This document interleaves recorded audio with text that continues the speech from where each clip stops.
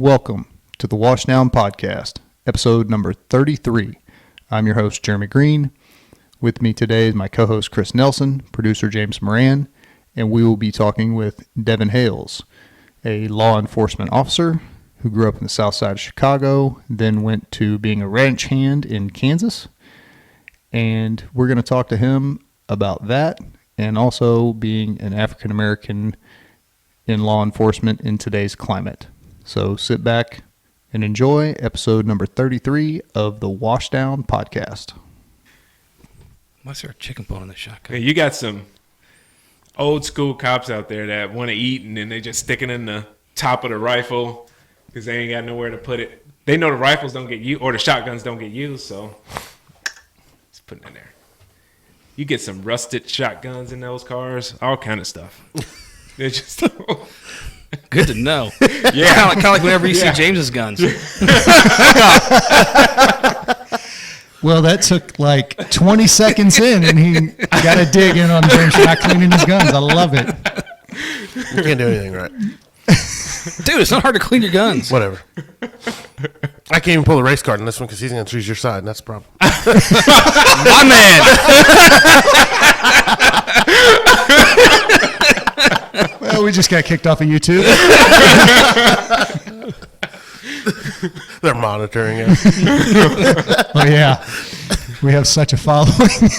I really thought this shirt would do it in for me today, my Area 51 swarming shirt. Oh, dude.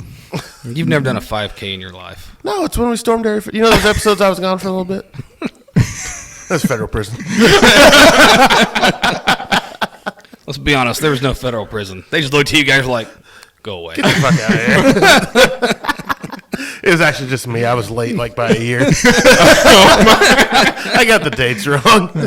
So it's typical. You showed up, but yeah, and I got tired in like the first 100 yards. I just turned it off. Let's be honest here. 100 yards. Yeah. Okay, it was like 100 feet, but whatever. What was that big fight? Was it the Josh fight they just had? What? The McGregor fight? No, not the UFC. It was some guy on Facebook added like hundreds of people with the same first name, and he set up a fight in a big field for like 2 years. in Nebraska? Yeah, it was in Nebraska. really? Yeah. What? Yeah, a bunch of people showed up, and they had like it was kind of like the LARPing thing. Yeah. So they were just having fun, and they had some little kid win. It was pretty awesome. I mean, it was like 2 years of shit talking on Yeah. it. My God.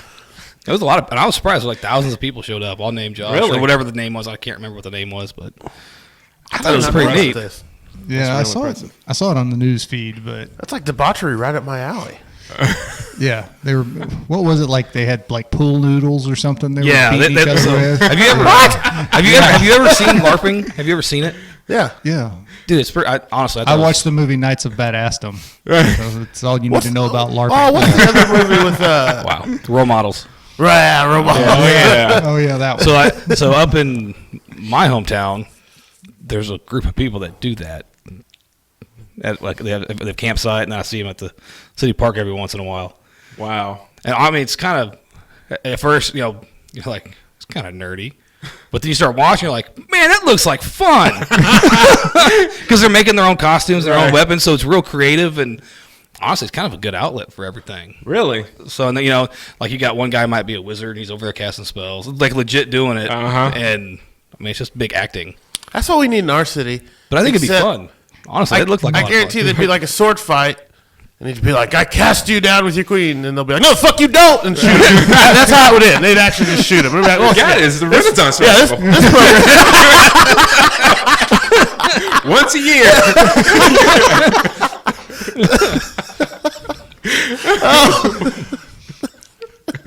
Oh yeah. Well, I was just thinking about the Ren Fest. Like, isn't that original LARPing? Yep. Yep. Yeah. Well, what's the difference though between like LARPing and the Civil War reenactments? Is that technically LARPing? I would say that's technically Yeah, LARPing. it kind of falls into it a little bit. Just But different weapons. So LARPing is your This is your old white people role instead of play. young white people because it's all white people. Too. Man, we got a Civil War in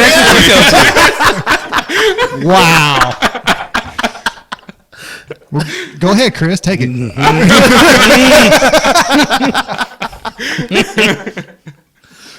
there's plenty of African Americans, that participate in those reenactments as well. Maybe you should go to one that's not. What, the Civil War reenactments? Yes. You really want to go down that battle? Yes. They have the whole black regiment. What's their role in participation? What is it? Name the black regiment. Name the first all-black regiment. I can't remember the first. 64th Massachusetts. Thank Come you. on now. No, this is the one. There was one in Iowa, and they do one in Iowa, and they have the A black regiment, but I don't know who they identify as, and they don't really say this is the battle of. It's this is just a battle, and they should kind of go through the progression. We're just fighting. Yeah, but one year the South might win, one year the North might win. So, but I mean, really? it's just a battle. But they have it all planned out. And They got legit all black regiment. It's like WWE, but for Civil War. Yeah. It's already scripted. It's just, Mine is suspended. Well, I wouldn't go I far. guess some of mine have suspended. So, With boots, yeah. You know, they have a book. It's called the History Book. You can get all the information of who won those battles. well, see, we're destroying that now, so it doesn't even matter. Oh, that's History's right. being rewritten. That's right. I keep forgetting. It's how do you feel history went? Then that's what's Right. fact. Right. Well, man, thanks for coming on today. Yeah. I don't. thanks Yeah, for getting me fired. this will be fun. This is gonna be great. I'm going to edit out a whole section. Oh, LARPing? Oh, We're gonna no. lose all our LARPer viewers. Yeah. Oh, dude, we're so keeping that. So, Devin, why don't you tell us a little bit about yourself? You know, start at the beginning, the middle, wherever. Work back from the end. You can even include your little LARPing stage as a teenager. I Yeah. avoided those. They didn't have those where I grew up. Southside Chicago didn't have those. They just had actual rolling gun battles. Oh yeah. I don't know. I grew up in Chicago, rough area. Father passed away when I was 10. We lived in Chicago for another 3 years and then moved to Kansas City, or Kansas, I guess. A lot of family out here, so we thought about being closer to my mother's side of the family, so that's why we moved out here. Other than that, went to school in KCK, did jobs while I was in school just to make some money and help out around the house. My mom's a teacher. She's been a teacher my entire life, but I don't know.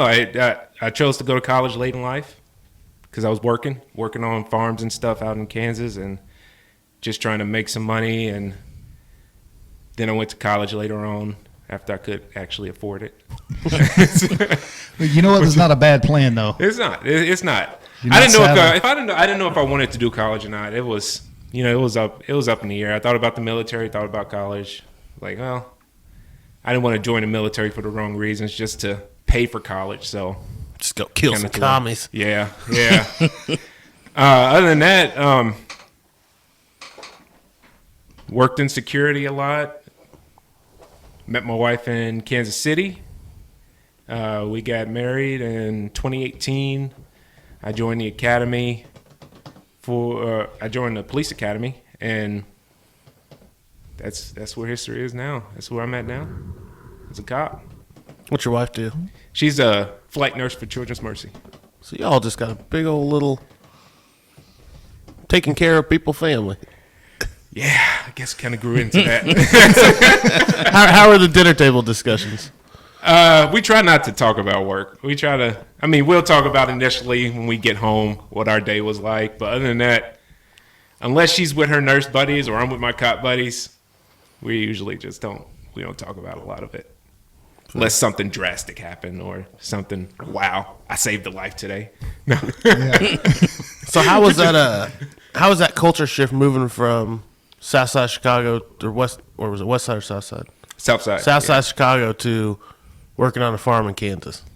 It was weird. So I always grew up loving animals. That was my passion. That's what kept me out of the whole gang activity, and it was sports and animals out in Chicago. And of course, finding animals or finding ways to work with animals in Chicago was pretty tough.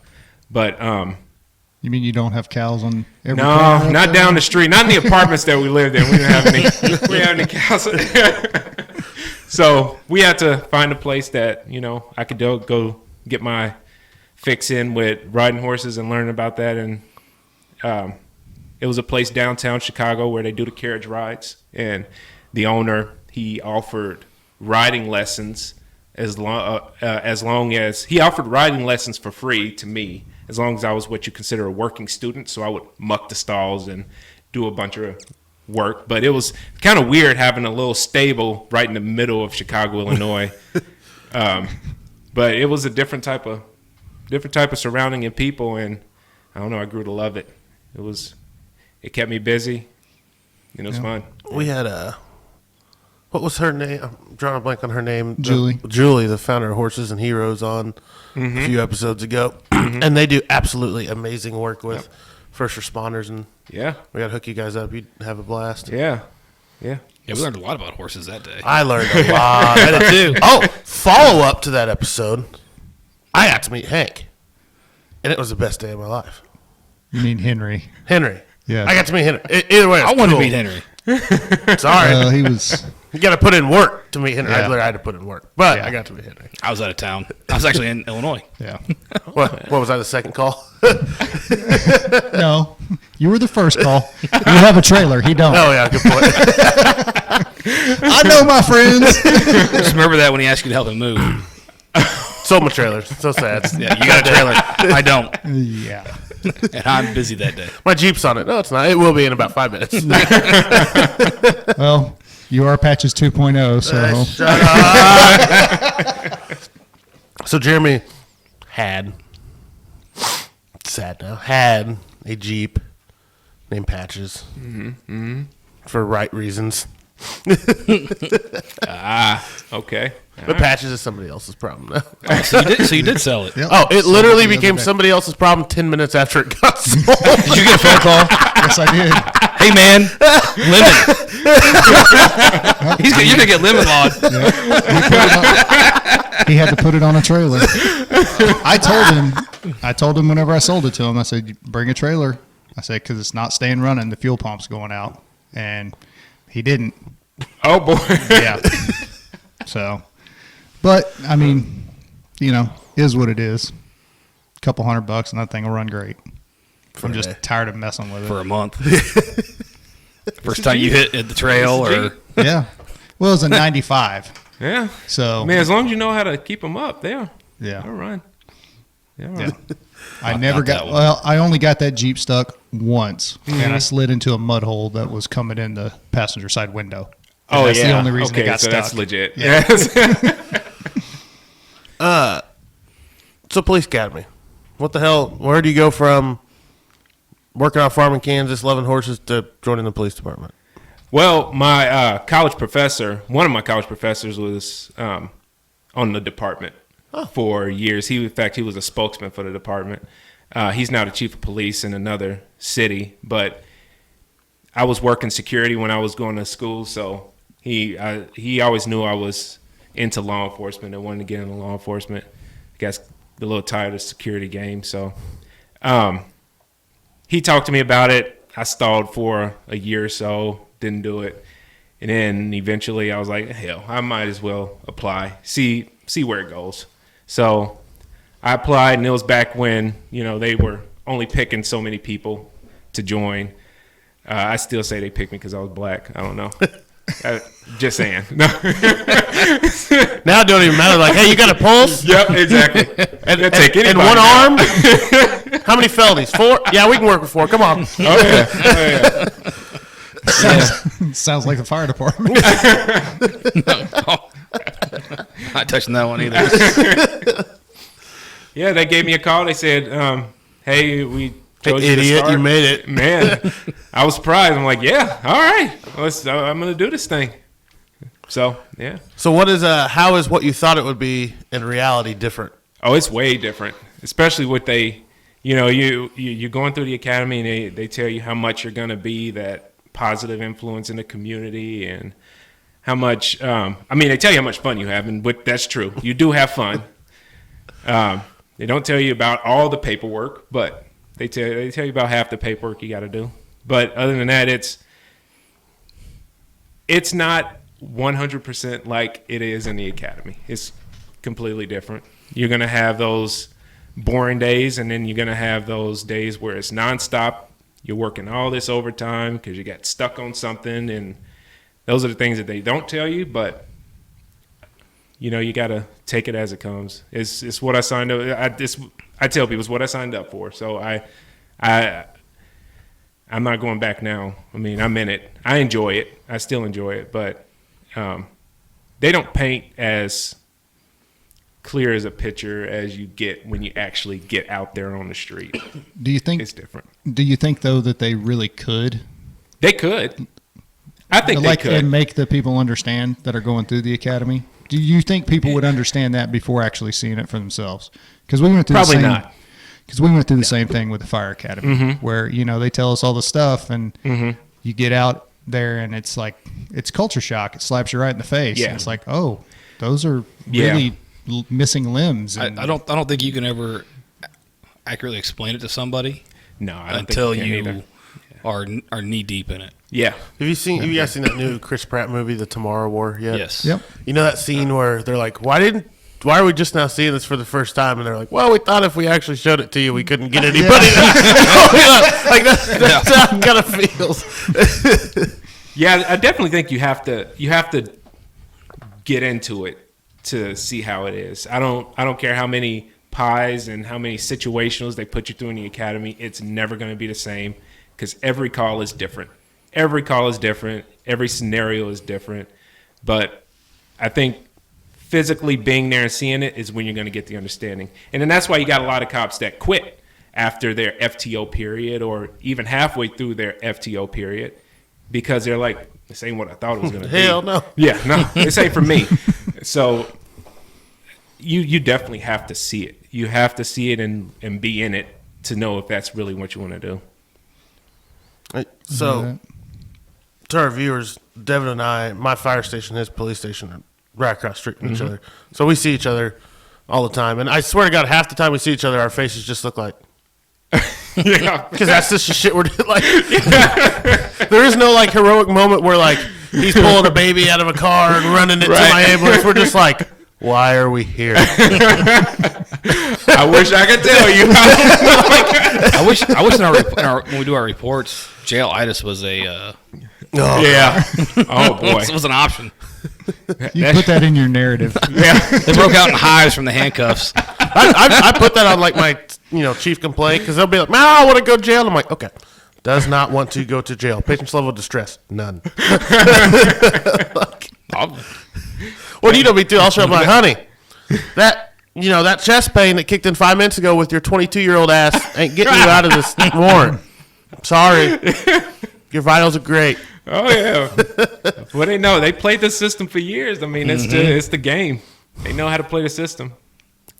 Well, and they let us say no. You know, that brings an interesting point because so many times, we're in a just nationwide, especially in our large metropolitan areas. We're kind of in this culture shift right now where it's really, really hard for cops to do their job. I don't know how many times I've been over to the jail in your station and just, I got chest pain. Okay, yankety yank. We all know this game. And I see what they were arrested for. And, and they're like, prosecutors don't want to do anything. We're not sitting on them. Just let them go. Yep. All that, you guys busted your ass, to get these charges, to make these arrests, just to have them shit out the other side. I mean, how, day in, day out, It's frustrating. And then we get pushback from the residents or the community. And they're like, why aren't y'all doing anything about this? Well, we are. We're arresting them. We're taking them down there. We're booking them in. We're doing our report. We're filing our charges. Once it gets past this door, it's on the prosecutors. I mean, we don't have any control over that. We are doing our job, but it sometimes seems like we're fighting against the prosecutors. And that just sucks. It's like, why are we doing it then? Why are we out here arresting, filing charges just for them to be kicked out? Oh, we don't want them. It's nothing. When that happens, what's your mindset when you go home every day? Or better yet, before you come to work every day? Why am I out here driving around even trying to do this job if I'm not going to get any support from the actual people who have the power to push my charges through. Like, why am I going to sit there and arrest you when I just know it's a simple city citation and they're probably going to kick it out?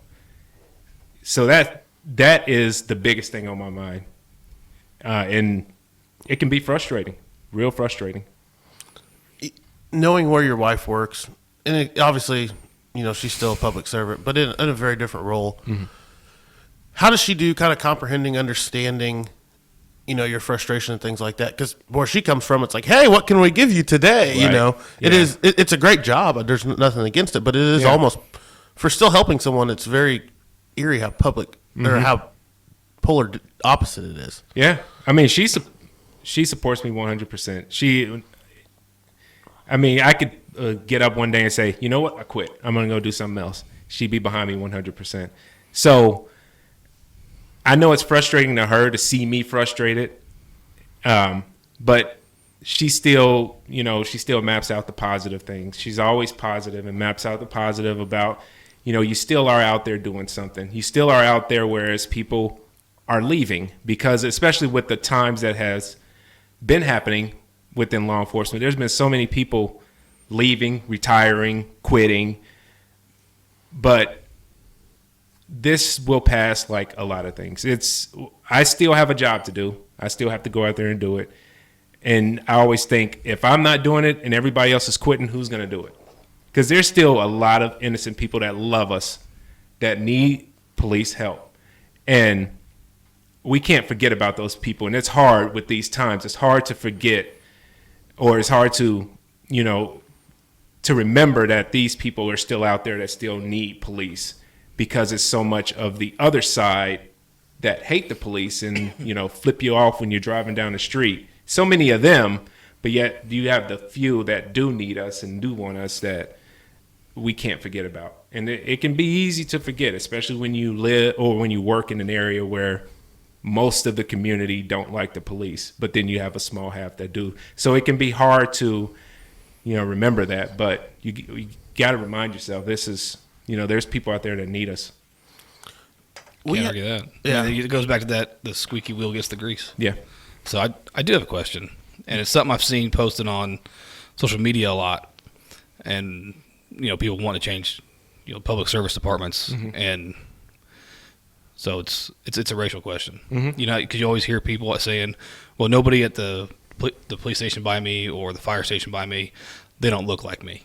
Do you think that's helped you in the area you work in, or do you think that hurts you? Because people, because you see a lot of it on social media too, where you're called a traitor, or and I won't get into the racist names that they call them, but you know exactly what I'm talking about. Yep.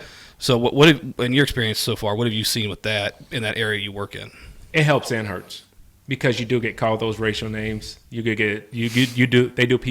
do call you a traitor because you're wearing a blue uniform, and they'll say, oh, you're doing a white man's job, or whatever you can think of. But it's also helped because there are those families who would rather speak to a black officer instead of a white officer. So it's both sides. It helps and hurts, because the ones that don't like you because you're wearing that uniform, they're not going to listen to you. They're not going to address you in any kind of way. They're just going to call you names and racial names. But then you do have that side of people who want a black officer because they feel more comfortable talking to a black officer. I know since I came on this job, I've been called more racially charged names by black people. Yeah. And fellow black people than I ever have by other races. And I'm just like, whoa. Yep. Oh yeah, I get more racially named calls from the black side of the community than any other side. How does it affect you when you go home, or does it, or do you just It doesn't. So then how do you combat that? Because being called something, a lot of people take major offense to it. I'll be honest, I don't care what you call me. It doesn't hurt. It's just names. Yeah. But not everybody's like that. So how do you separate that and not let it affect you and how you're working? I think a lot of it comes from experience and age. I've done a lot of jobs, and I've seen a lot of stuff in the 36 years I've lived. God, you're old. I know, right? The grays in my beard, man. These young guys over here.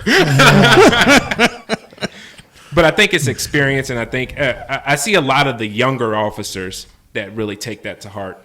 But I don't care. You say what you're going to say. As long as you don't put your hands on me, you can say whatever you want to say. It's not gonna bother me going home. I'm gonna sleep just like I normally sleep. So when you were working on the farms, did you run into a lot of that?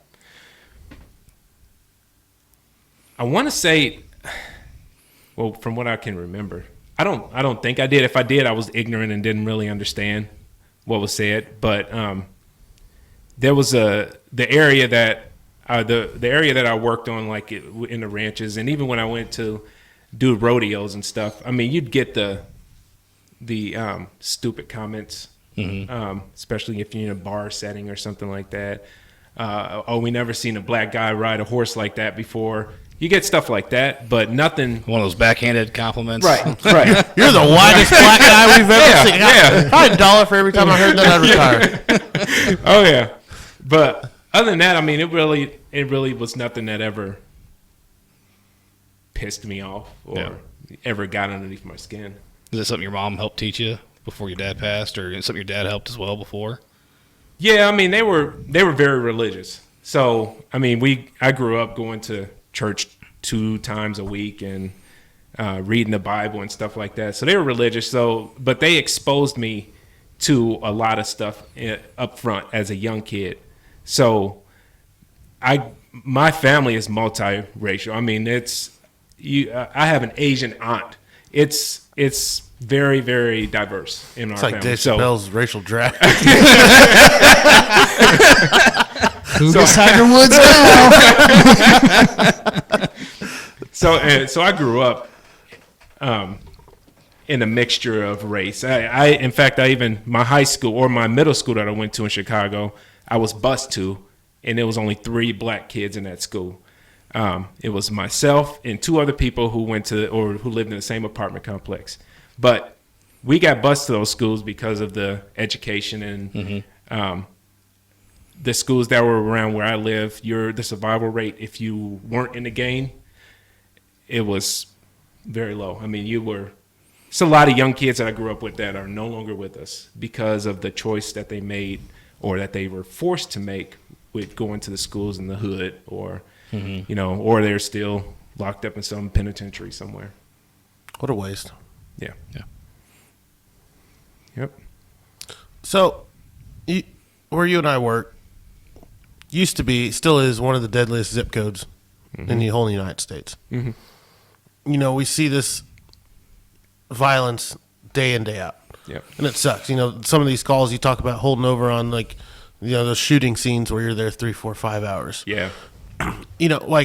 What is that violence, seeing this violence day in and day out, especially fellow African Americans? You hear this narrative every day come out, the Black Lives Matter, and it's the police that are, that's the narrative that's pushed constantly, but you're in the streets, you see something different, don't you? I do. I mean, black lives don't matter to blacks over in the hood.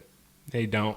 You preach the whole Black Lives Matter, and then you got little kids that are black getting shot by other black people. It just doesn't matter in the hood. There's no Black Lives Matter. Every time I see it gets under my skin, especially when I'm arresting a black man and he's like, "Oh, Black Lives Matter." Really? Does it? Because the homicide rate in Kansas City tells a different story. Black lives don't matter to blacks in the hood, from what I've seen. I've seen more black on black crime than any other race against their own race, and that's sad. And then we got the Black Lives Matter posted everywhere, on the streets, painted on the streets. That's frustrating. How do you combat that in your daily work schedule? Do you try to be the role model to them? Do you try to, how do you dispel that narrative, or how do you push that narrative? How do you make Black Lives Matter to everybody? Yeah, that's a hard question. I don't know. I think no matter what we say to the community, no matter what we say in the area that I work, no matter what we say, I feel like it's going on deaf ears. Some people might, listen to it and maybe change their way of thinking, but sometimes it's just like, oh, this is deaf ears. I mean, I can tell you that, all of our lives. My wife is white. Her life matters to me. She's not black. So she's a white. she's a white redhead. Her life. Oh, never mind. I'm so sorry. Yeah, I'm so sorry. Hey, remember that whole my man thing? My wife's a redhead too. Yeah. You live in fear at home too? You live in fear at home too? He sleeps in his vest. He's all tactical geared out. Good night, honey. Yeah. Body camera on. You got to make sure you send her just that portion of the episode. Sorry, Sarah. See, my wife knows I say all this. I say it to her face, so I'm good. She's gonna kill me one of these days anyway. I've told my wife redheads are crazy. They're nuts, man. They're crazy. They're always mad. Yeah. I don't get it. They have no soul. Have you guys figured out what you're gonna do when you die when she doesn't have a soul to go anywhere? Well, you never heard about the freckles. My wife's covered in freckles, man. Yeah. Every freckle's a soul. And when the sun hits it, it gets worse. Oh, yeah. She goes outside for 2 minutes and she's burnt. Mike, the moon's out. It's midnight. How do you get burned? Yeah, I don't know. I don't know. I could probably talk to Blue in the Face about how I feel about the BLM movement, and because and then you look up and there's different people that say that, oh, it means something different. It doesn't mean this, or it doesn't mean that. I'm like, well, it means what you say it means. And for the majority of people, it means black lives are only mattering. Black lives matter. And I get it. There's areas, and I've seen it. Well, I saw it growing up. Police didn't drive down our street. If they drove down our street, they didn't stop. And I rarely saw a black officer in my area or in my neighborhood. But times aren't the way they were, but they're not as bad as people make out it to be race-wise, as every white cop is looking for a black person. It's not. No. I know the officers. Your old partner, I wish he was still here and hadn't moved away. Uh-huh. But just, the stuff that our police department does for our community, it's I think second to none. Y'all do some cool shit. They do, yeah. And it a lot of times it does feel like it falls on deaf ears, or it's only heard by those that it directly affects. Right. Yep. So do you think that whole mindset is like a geographical is not really the right term, but whenever you said the hood, right. Do you think it's just like that's the culture? I think so. With the gangs and all of that stuff. Because if you have, it's the home that you grow up in. So when I'm talking like we're driving down the street and getting flipped off, it's not by the adults, it's by kids. So it's the home that they're growing up in. It's the environment around them that they're growing up in. And you're behind the eight ball already. Yeah. I mean, what we think of it, there are deep racial roots. There are. In our city. Mm-hmm. That, who are you, Devin, to come in here after generations of it and turn it around? You're not equipped. Yeah. You got a gun, handcuffs, a couple extra rounds, and what are you going to do? I mean, all you have is your voice, and sometimes even that is dimmed down.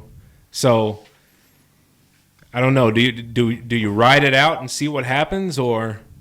I'm not running for office anytime soon, so ever. So I don't know. I don't know. You're going to be a write-in candidate. Yeah. I'm going to vote for you. I got Devin, 3 votes. Yes. Well, no, I'll get my mom to vote for you. Don't worry. All right. Awesome. I think, in my way of thinking is, you have to keep putting it out there and keep trying to make the difference where you can, because you never know. And we've talked about that before of who you affect, in your day to day that you might not even realize. It could be something small that could change somebody's life. The rock in a pond. Yeah. Yeah.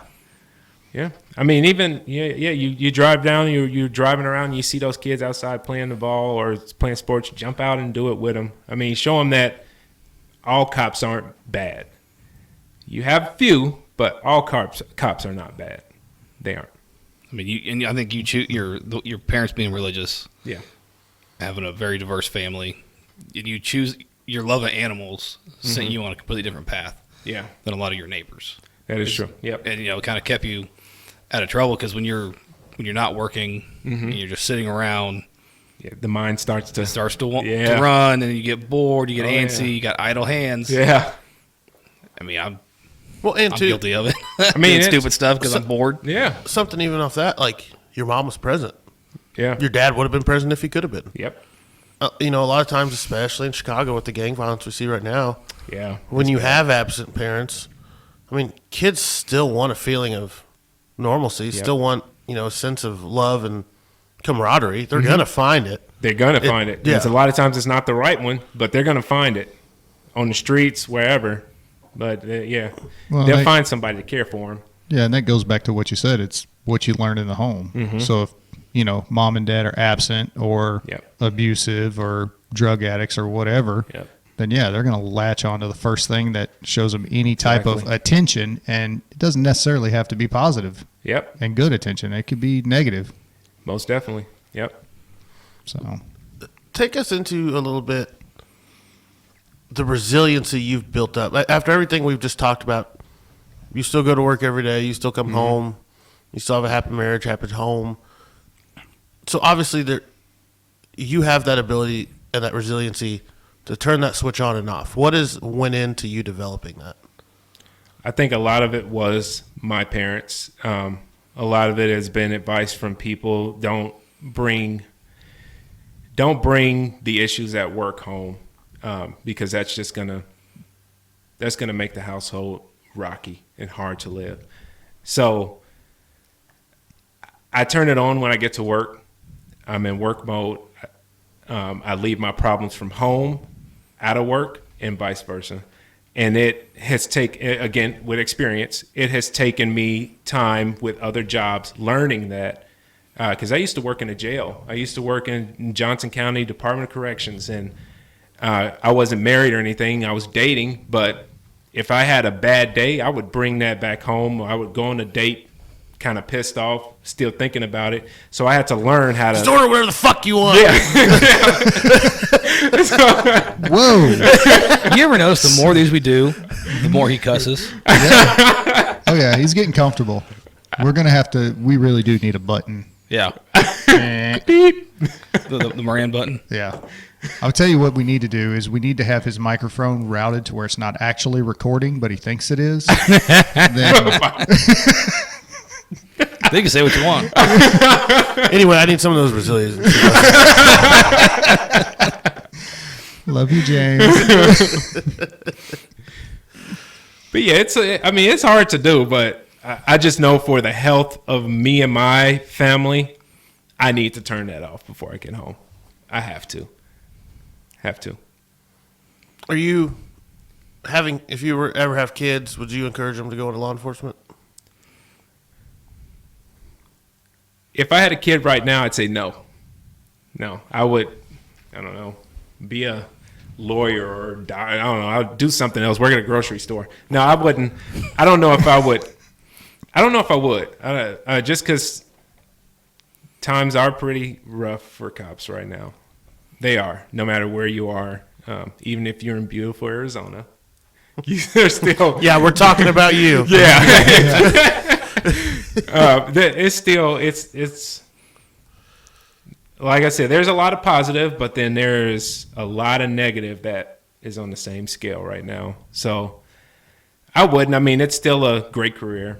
I mean, it really is. It's still something. If I could do it again, I probably would. I would, but right now it's tough.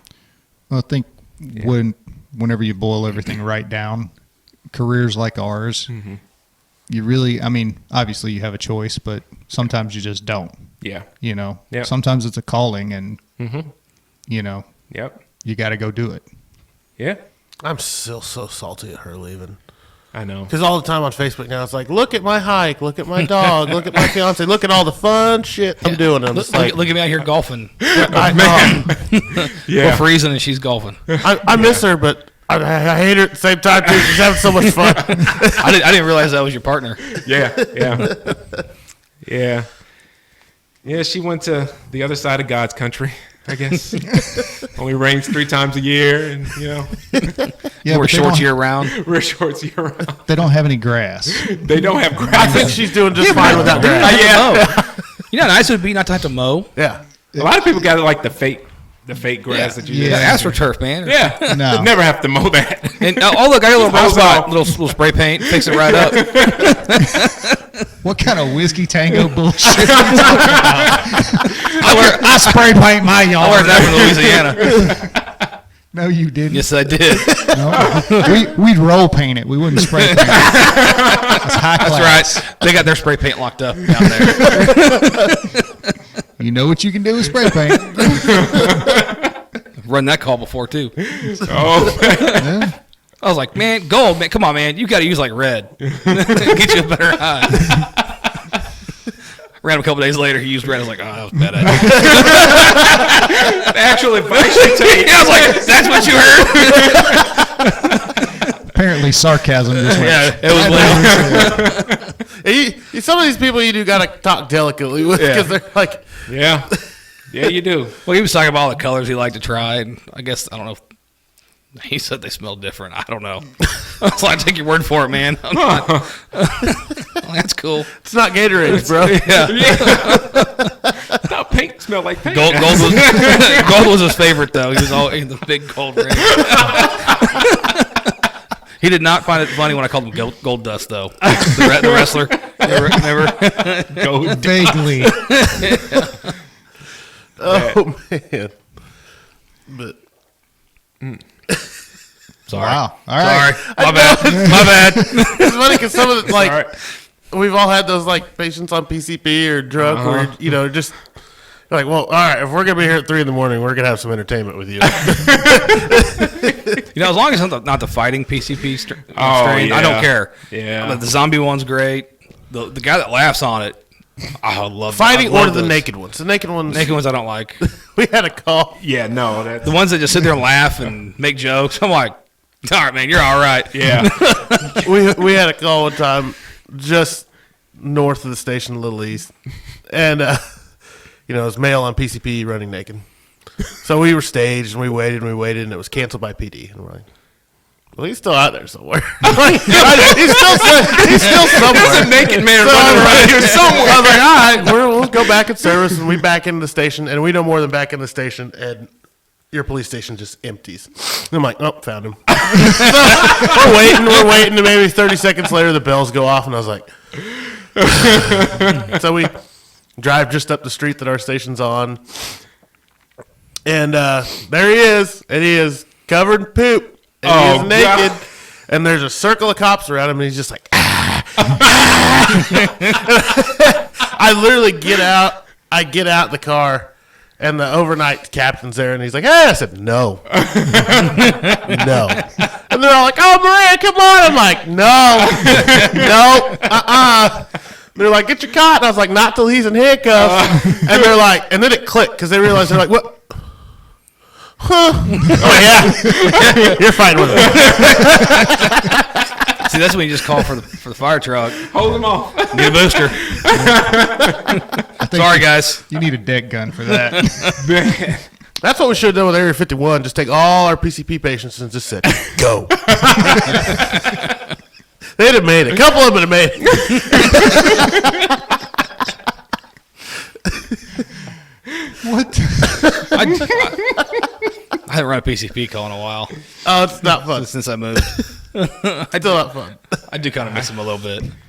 Dude, that's all. You know, like we hear all over the city, they're like, man, these heroin, or you know, these oxy overdoses, these heroin. I'm like, y'all got what? We Yeah. just got PCP and alcohol. I know. Yeah. See, got the pole man. going where I went. I'd rather the other stuff. I've used more Narcan in the last 2 years Yeah, no, not than I have my whole Oh, career. yeah. Really? Yeah. Like once a week. Yeah. There if- for a if while, not it was more than once a week. Yeah, not us. Wow. If I break the Narcan out, it's a weird day. Yeah. Usually, And there's usually I'm times breaking we out give- the sedatives. Like, stop your bullshit. There's been times I've given the whole 2 milligrams of Narcan, and they kind of come back a little bit, but they took a bunch of other stuff. And I'm like, where'd you get all this? I am not a nice person when I have to give Narcan. I'll give them like just enough to wake them up. Yeah. And as soon as they lie, I'm like, okay, here's the rest to make you have a bad day. I'm like, do you like your choice now? I don't do that. I don't do that. Because I don't want to puke on me. That's why I do it in the house. You still got to take them to the hospital. They still got to clean up their own vomit. I don't even want to be around it. Consequence bus. Yeah. and every time, too, and you've seen them, what'd you take? Nothing. Yeah. Yeah. How many beers you have? I had 2 beers. As your eyes are just Yeah. moving. Like a Richter scale. It's like, dude, I smelled you from over there. How much you yeah. drink? Nothing. What's that empty thing of vodka doing next to you? Although, That's not mine. What's that same container that's half full doing next to you on the other side? yeah. You drank today? No. You pull a pine out of their pockets. Like, really? See, I didn't drink. The lady at the gas station said you just bought that 5 minutes ago. It's gone now. Although I did have one guy, he says, yeah, man, I poured that out for my homies. I'm like, all right, man, fair enough. Wow. I'm like, all right. I mean, you've seen my most powerful tool of medicine. It's literally go home. How many times That's a hard concept for people. Yeah, I'm like, hey man, what are you doing? Go home. Stop your bullshit and go home. Yeah. Yeah. They don't like to go home for some reason. You know, I'll tell you this. They probably have a redheaded wife at home. That's why. Go home. Take me. Jail is a lot safer. But you know, I have learned if I come home when she tells me to, I don't get in trouble. And I'm safe for the night. I don't get beat up. Wow, it only took you 15 years to learn that? We got married in, 08? Oh, you better get this right. Yeah, we got married in 08. Because it's documented, so you can't mess with it. Well, I have other ways to remember. There's an Orange Bowl victory, a national title. She knows it. I said that to her. She's like, hey, as long as you remember, I don't care. November 15th. Bam! No, Check the calendar. I've learned, and probably you have too, nothing good happens after midnight. No. Nothing. No. We get some fun calls, but overall, it's never anything Now, good. I used to work dog watch. That's not, no. If it's a call, it's legit.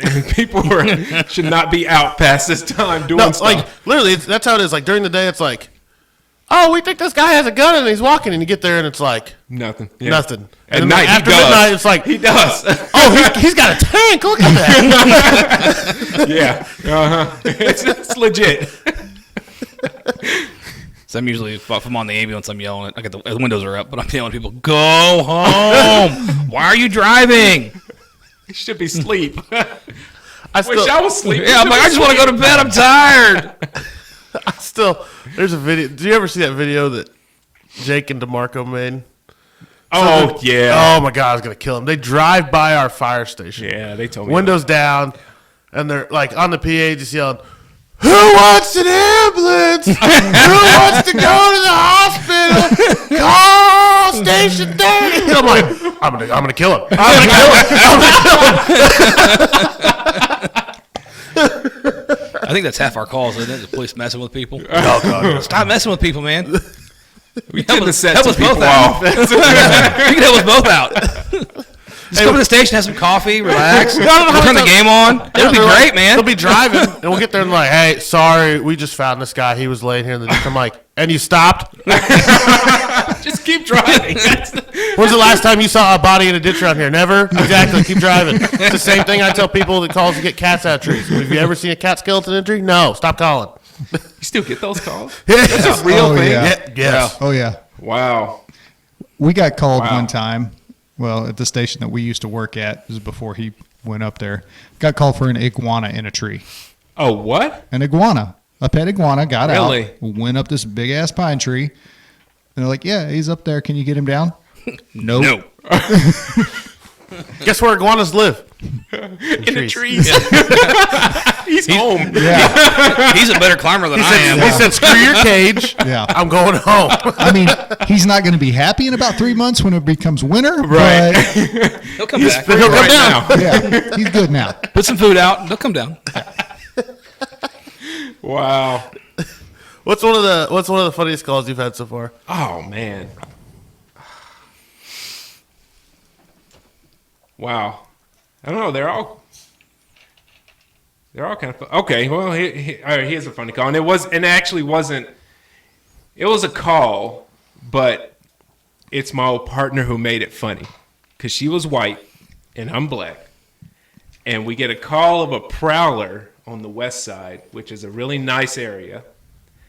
So we're going to this mini mansion looking thing and looking around the house. I look in the doorway of the square window to look in, and she's like, "You probably shouldn't do that." I'm like, what?